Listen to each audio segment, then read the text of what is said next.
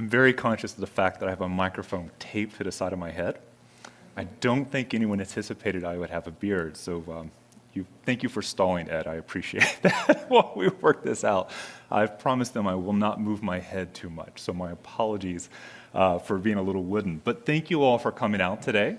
My name is Bryan Smith. I'm going to talk to you a little bit about data, AI, the intersection with retail, and where we see our customers moving today.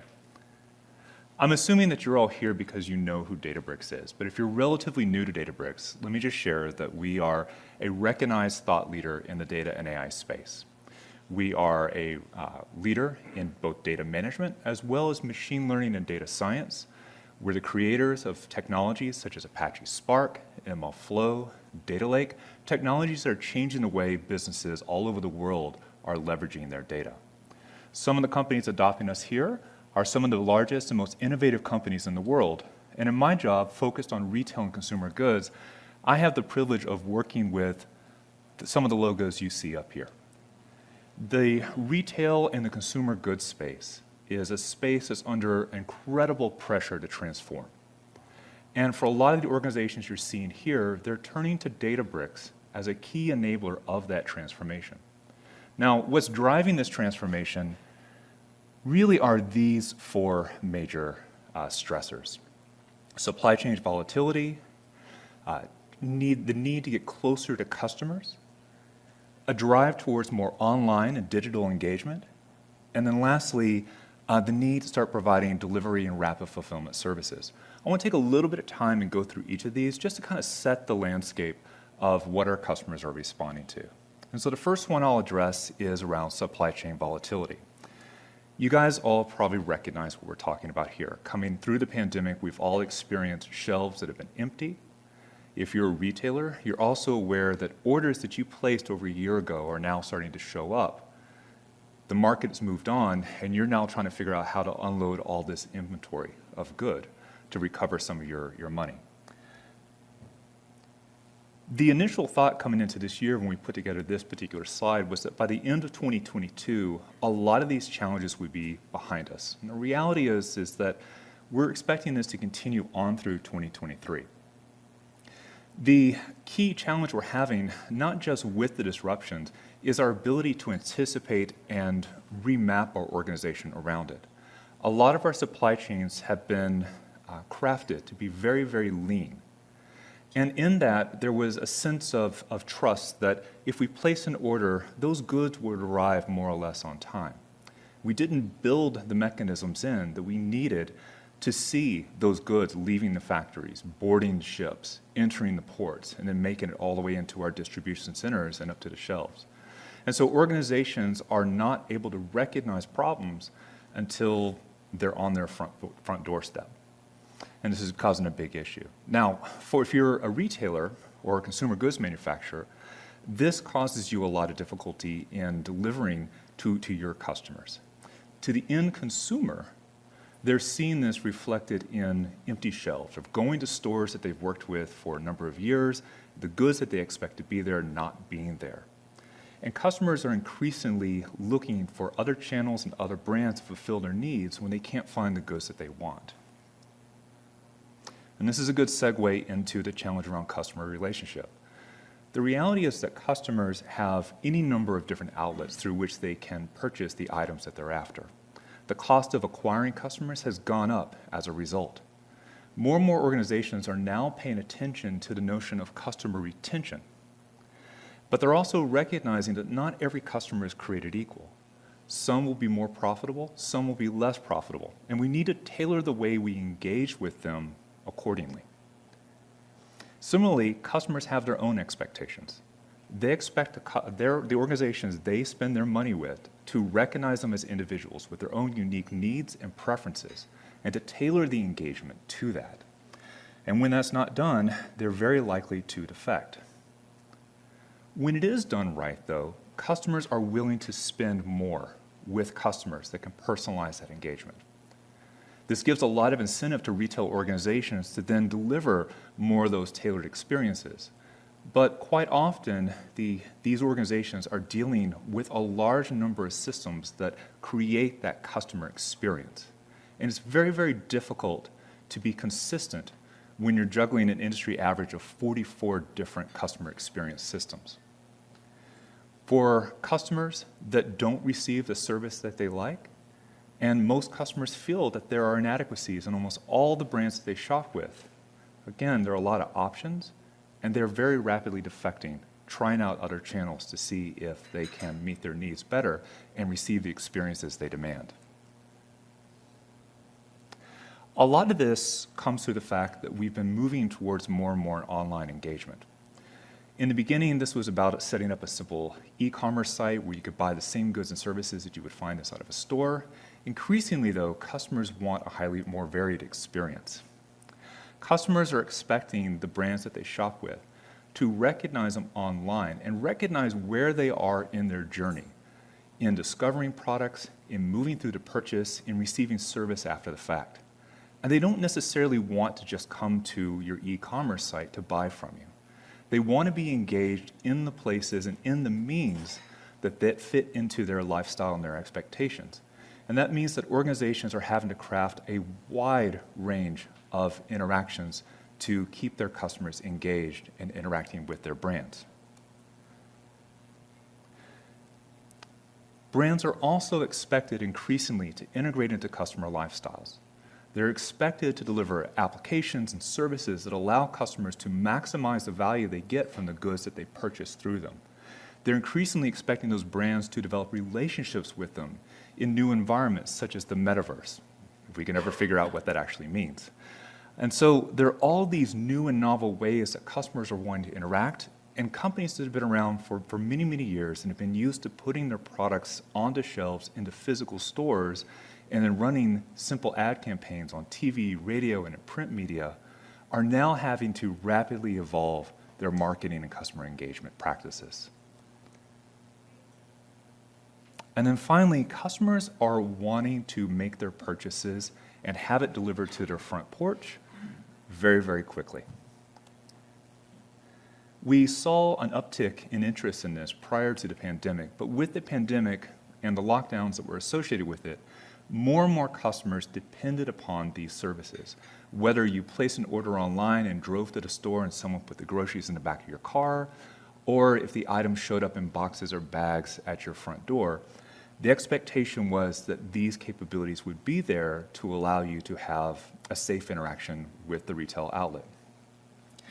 Increasingly, the expectation is that more and more organizations are providing this capability. The reality is that most organizations are struggling to deliver the basics today. If you've had the experience of placing an order online in the last couple of years, you're probably familiar with the constant notifications that an item that you purchased, that you've paid for, cannot be located, that there is an alternative that they want you to possibly employ. And you're looking at it and understanding that that alternative is not a good substitute. It's a very, very frustrating experience.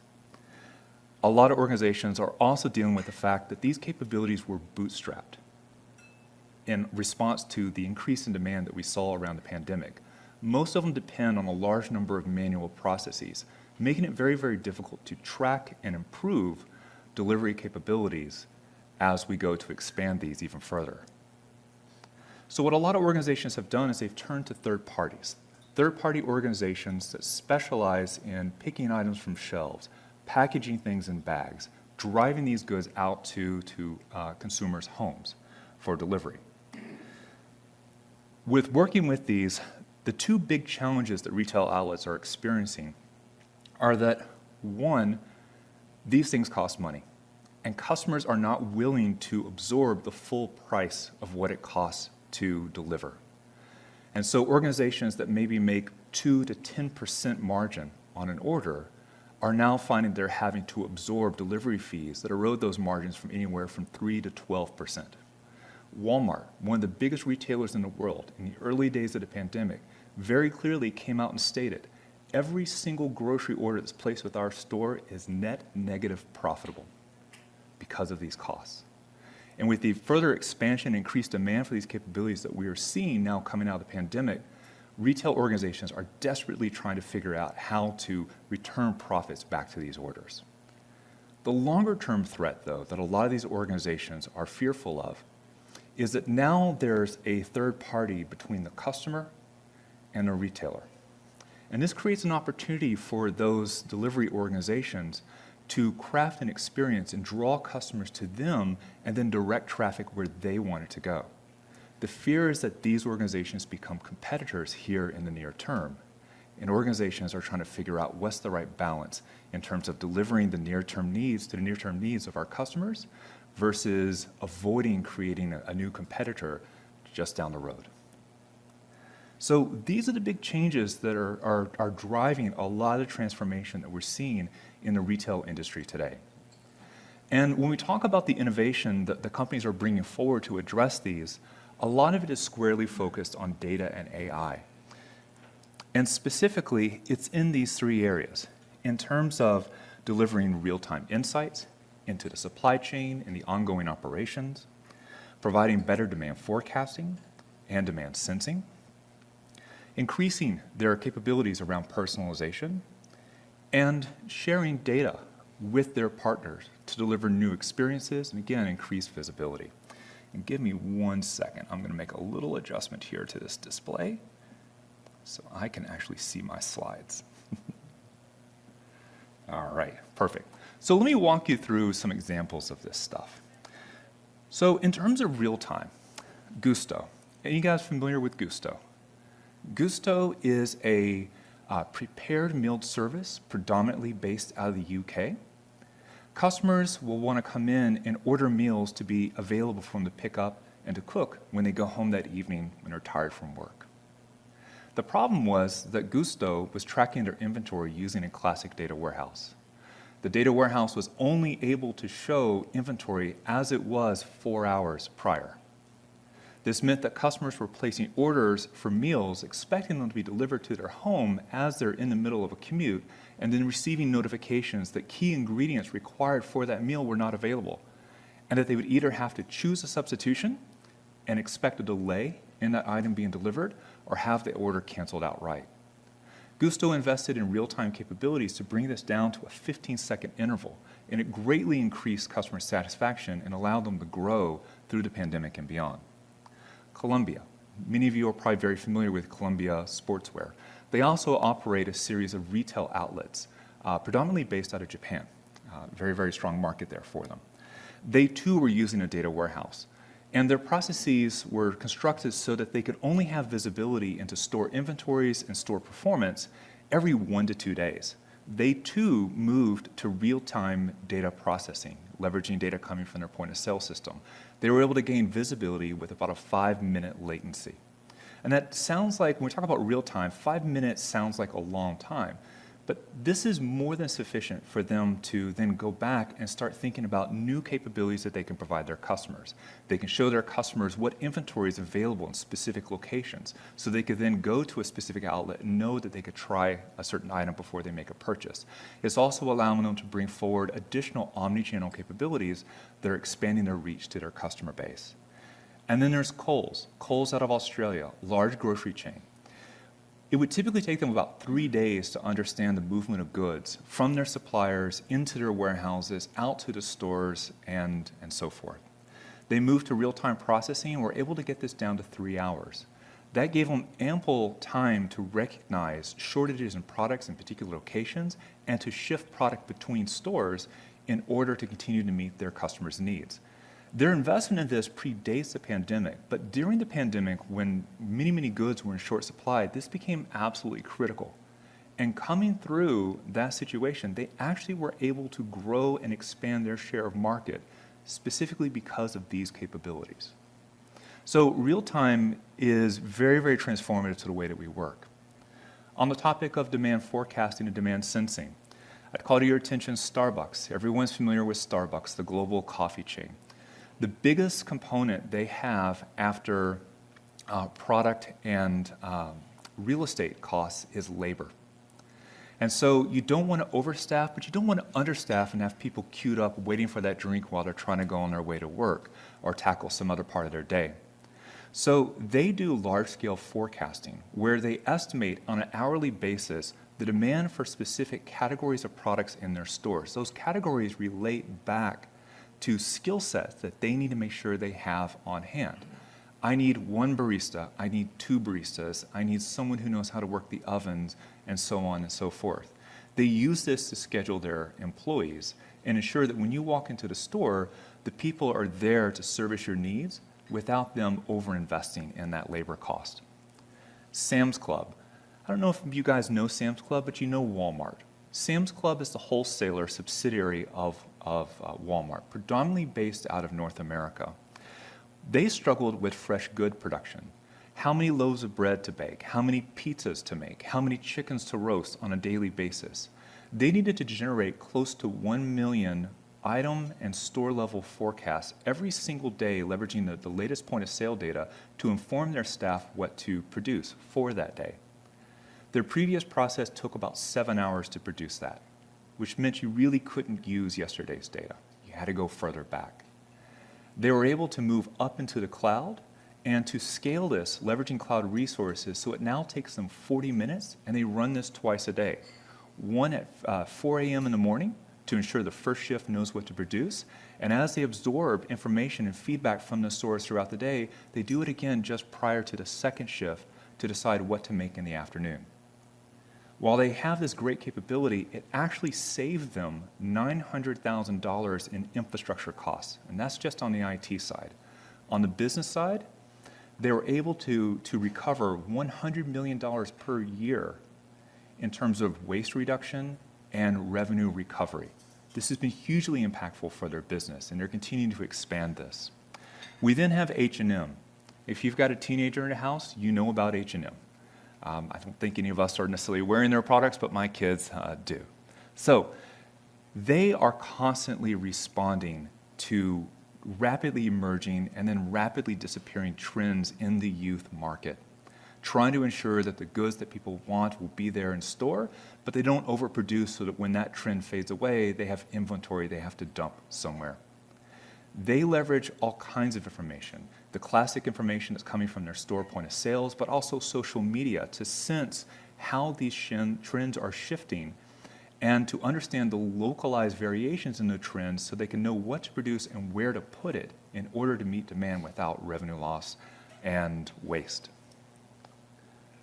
On the personalization side, CVS Health. CVS Health is a large North American-based pharmacy outlet.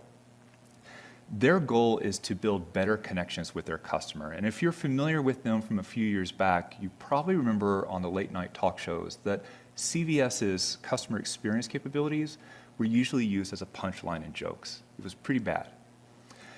They've since invested in developing a better understanding of their customers, developing micro-segmentation using loyalty data. Those micro-segments help them understand how customers prefer to be interacted with. They've then mined things such as prescription information to understand when it is that somebody needs refills, when it might be appropriate to offer an alternative to something that they've been purchasing, when there might be complementary products that they want to provide that customer. They've increased prescription refill rates by 2%, which is admittedly fairly small, but it's a first step. But the big thing is they've overall improved the customer experience, and they're no longer considered a joke in this space. They're increasingly becoming the go-to neighborhood shop for health, beauty, and pharmaceutical. Similarly, Rugild Group has a struggle with personalization. If you're not familiar with these guys, they do a lot of online sales of luxury goods. They get new bags and new gear from Prada, for example, but they only have 3 to 5 days to sell it. They need to make sure that they position the right products to their customers, but without a long transaction history, it's really, really difficult to understand what you should present to somebody. So they look at the images. Images are very important in the luxury space. I'm not sure what this is, but going to pop up here, are very, very important in the luxury goods space. So they look at the images associated with things that you have browsed and you have purchased. They use that image information to build up a sense of your preferences. And as new products become available, they use that to show you items that are aligned with your tastes. They've been able to increase repeat visitations back to their site by 12% with this one feature alone.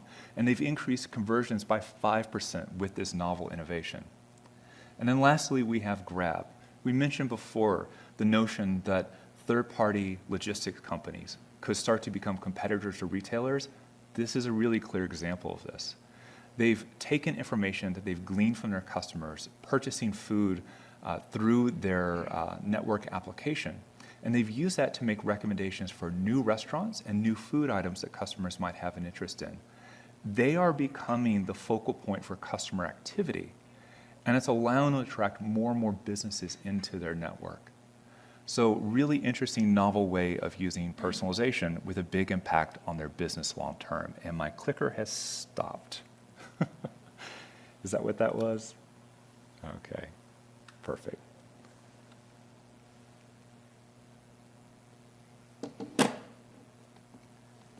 It's a day of technical difficulties, guys.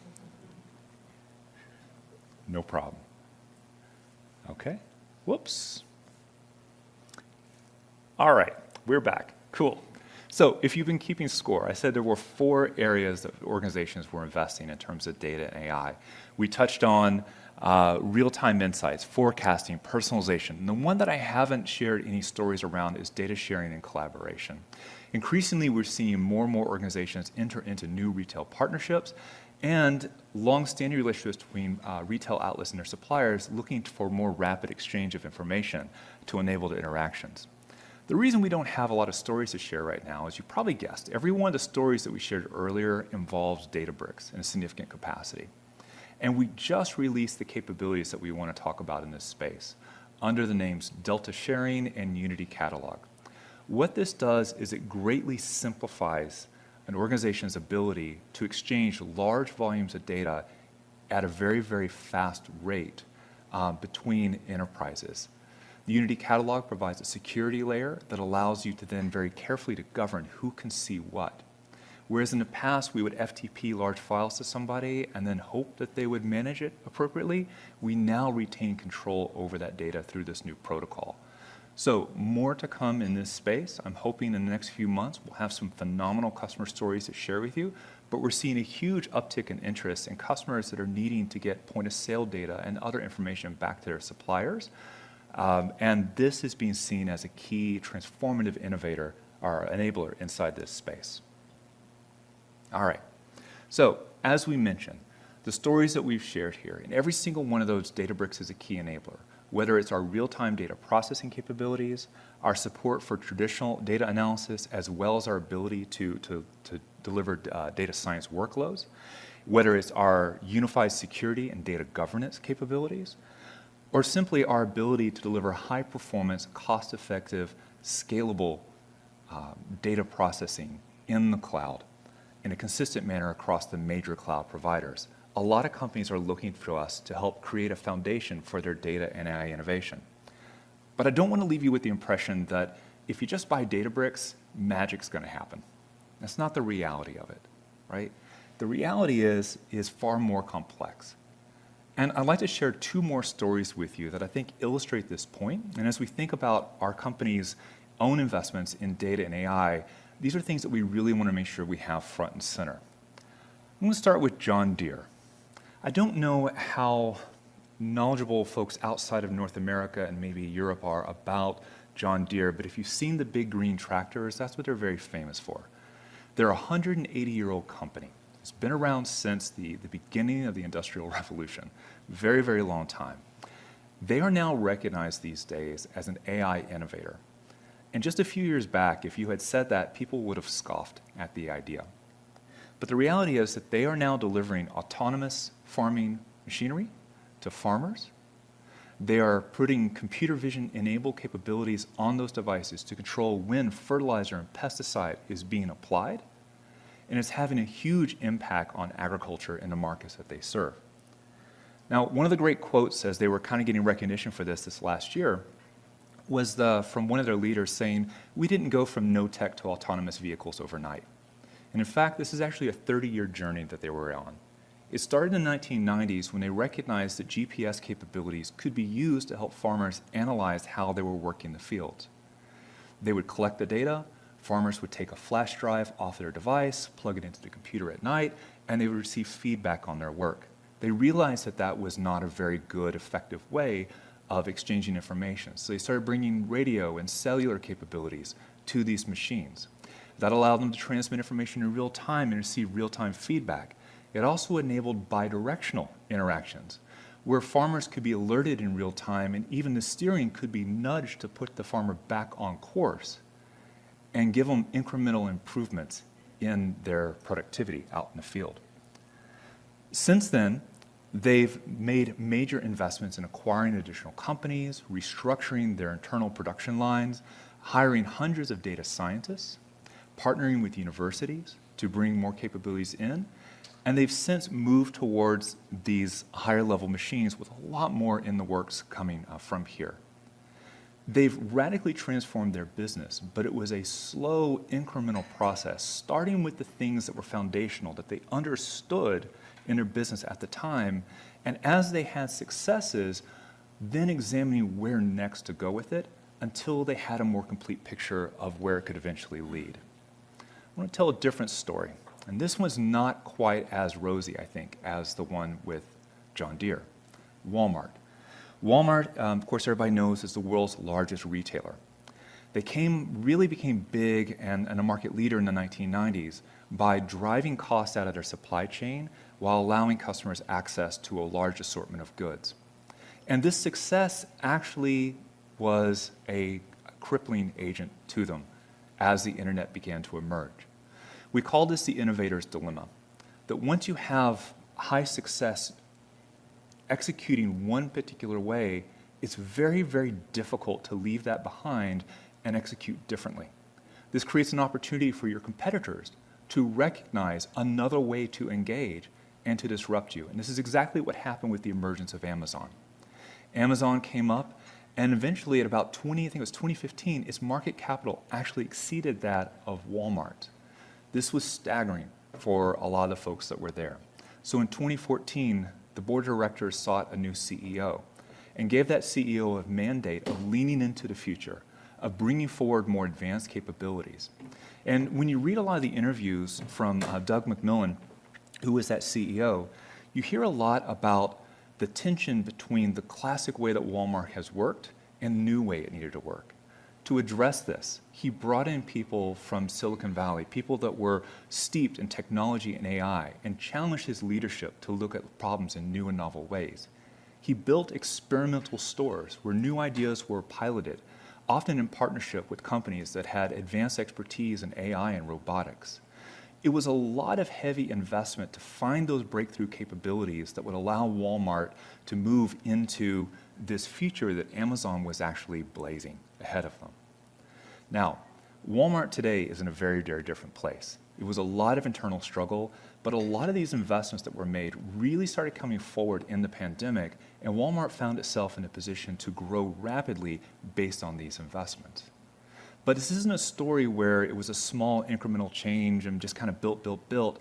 It really took a competitor coming and kind of kicking their butts for a little bit to kind of get the message that we can't stay the course and expect to be here 10 years from now. The only way to stay relevant in the retail and CPG space is to continually innovate. And sometimes that means abandoning the things that got us here. So what I want to put forward as kind of the core thesis behind this is that I would love to tell you that technology is key, and it is key. You need a quality platform to help you do the data processing, to build the AI models, to deploy this and integrate it into your operational systems. But the hardest challenge that we see over and over is for organizations to move past this tension between the traditional way of doing things and the new ways, the unknown ways that might take them into the future. In survey after survey with CDOs, this is the number one blocker that we hear over and over again, is the ability of the organization to change. But if you can do this, if you can integrate innovation into your DNA as a company, there's a big payoff. To illustrate that, let me put this chart up here. We call this the Databricks 30. And yes, this is a very vain way of looking at the market, but I think it tells a very important story. So what the Databricks 30 is this is us looking at our top 30 customers across different verticals, retail, consumer goods, manufacturing, financial services, health and life sciences, media and communications. And we look at their performance in the stock market relative to a benchmark such as the S&P 500. And what you're seeing here is that the companies that heavily invest in Databricks are well outperforming their peers. Now, if you'll look at the graph, you'll notice that we stopped at the beginning of this year. And the market has not been this generous with us this last year. So we'll fast forward a little bit to about mid-2022. And yeah, there's been a bit of a downturn. But what you're seeing is those companies that have continued to make these investments still outperform their peers. And if you look at prior dips in here, what you're seeing is they emerge faster and stronger from the downturn than their peers. Now again, I would love to tell you, if you just buy Databricks, this magically happens, and that's not the case. Really what this is Databricks is serving as a proxy for an organization's willingness to invest and sustain investments in innovation, in good times and in bad times. And when they're willing to do that, you see these kind of benefits that we're showing here. Now, I do want to talk a little bit about Databricks and the role that Databricks does play in here. Because in all the stories, the Walmart story, the John Deere story, and all the stories before, Walmart is a key part of the success that you heard there. What we do at Databricks is we allow organizations to extract the fullest potential value from their data. Now, when we talk about the ability to extract value from data, we often talk about it in terms of what we have here we call the analytic spectrum.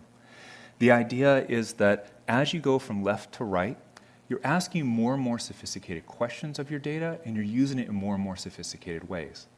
The potential impact on your business, this ability to generate competitive advantage, increases as you go from left to right, but so does the complexity of the techniques and the risk of the specific implementations.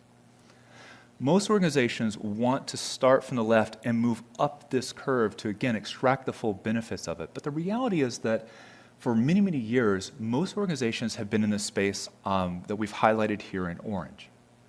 This is the space of classic analytics, what we refer to as business intelligence.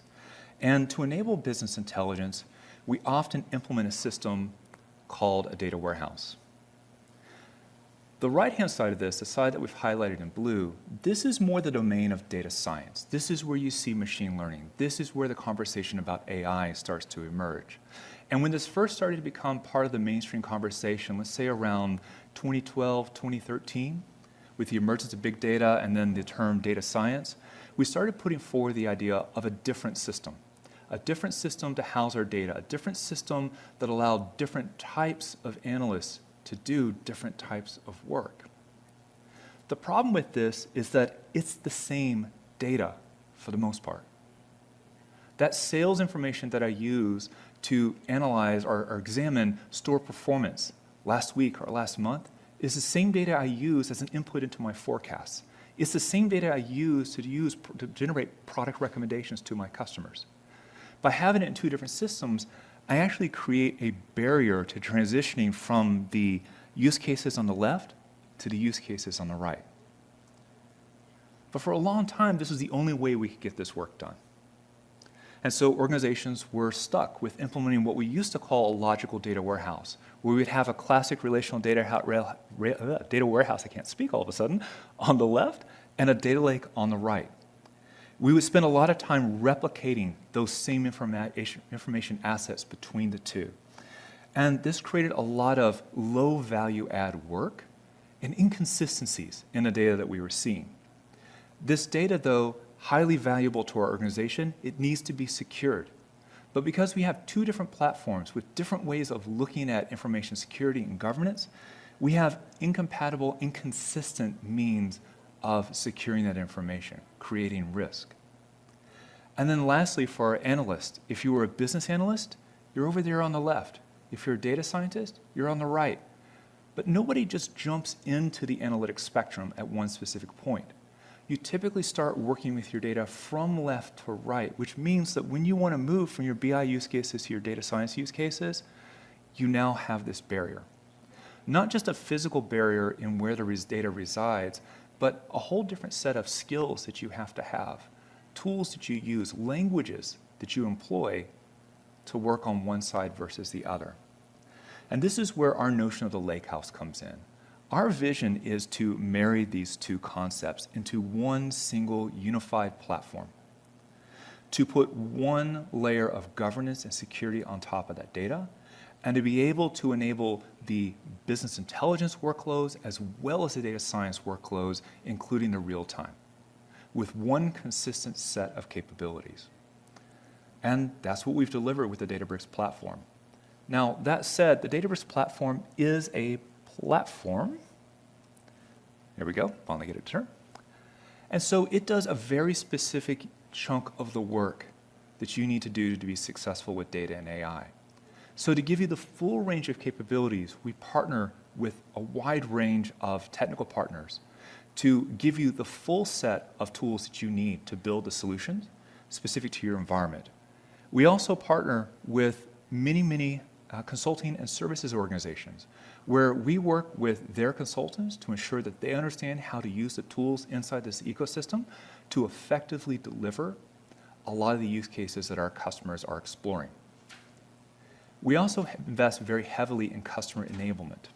A really good example of this are our solution accelerators, and this is where I spend a lot of my time personally. In my conversations with customers in the retail space, I hear many of the same use cases, the same stories over and over. And instead of just talking about the theoretical of what you could do, we actually take publicly available data and we demonstrate an implementation using best practices. We take it from raw data to an end-to-end operationalized deployment for whatever that scenario is, and we don't hide any of the details. Where it's messy, we want to show you the mess. We want to educate you about how we made decisions in that space and maybe different ways that you might want to explore something given the uniqueness of your environment. We make these freely available. On every single one of these, you can click on the link. You'll see a blog where you get our perspective, and you'll see a link to notebooks where the actual code built on data you can download yourself so you can recreate this in your environment is freely available for you. We intend this to be an educational resource. We want you to learn. We want you to steal code from us and go implement. We want you to get into motion. For customers who don't want to build, we also work with our partners to build what we call brick builder solutions, where customers who have specialized domain-specific, business-specific expertise build more complete solutions with nice integrations into existing applications, nice user interfaces that enable your business to get engaged, that have been validated to use Databricks and cloud resources effectively under the covers to deliver a particular need.